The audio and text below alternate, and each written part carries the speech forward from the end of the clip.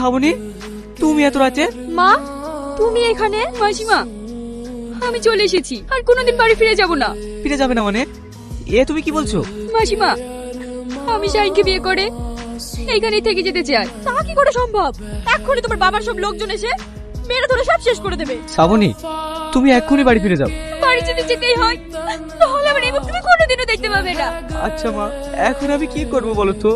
ঠিক আছে, ও যখন যেতেই চাইছে না, তোরা এক কাজ কর, বাড়ি থেকে দুজন এক্ষুনি পালিয়ে যা। মা, কি করছিস তোরা? তাড়াতাড়ি যা, শ্রাবণীর বাবা আসলে তোদের শেষ করে দেবে। মা, তাহলে তুমি? আমাকে নিয়ে তোদের চিন্তা করতে হবে না, তোরা সাবধানে যাস। এই, তোর ছেলে শাইন কই? বল, না হলে তাকু দেখেছিস তো? আমি কি করে বলবো? আমি জানি না তোরা কোথায় গেছে। শালার বুড়ি, তুমি কিছু জানো না? তুমি ডুবি ডুবি জল খাও। এই বিশু, এ বাড়ি ঘর ভেঙে চুরমার করে দে। এলাকা তন্ন তন্ন করে খোঁজ। ওরা পালিয়ে যাবে কোথায়? কি হলো শ্রাবণী, দাঁড়িয়ে গেলে যে? আসো। কাল থেকে দরজা দাঁড়াতে আমি শেষ। আমার ভীষণ খিদে পেয়েছে, আমি আর পাচ্ছি না। এই জঙ্গলে তোমার জন্য খাবার কোথায় পাবো বলো তো? শ্রাবণী, ওই দেখো একটা বাড়ি দেখা যাচ্ছে, চলো আমরা ওখানে যাই, কিছু একটা পেতে পারি। ঘরে কেউ আছেন?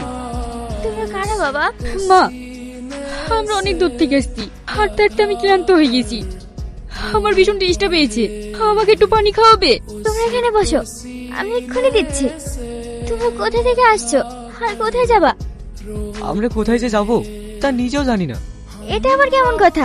বাড়ি থেকে বেরিয়েছো আর কোথায় যাবে সেটা জানো না? না মা, আমরা জানি না। তাহলে তোমরা এখন থাকবে কোথায়? আমরা দুজনে পালিয়ে এসেছি, বাবা ধরতে পারলে আমাদেরকে মেরে ফেলবে। তোমাদেরকে আর কেউ মারতে পারবে না, আজ থেকে তোমরা আমার কাছেই থাকবে। আসো, ঘরে আসো।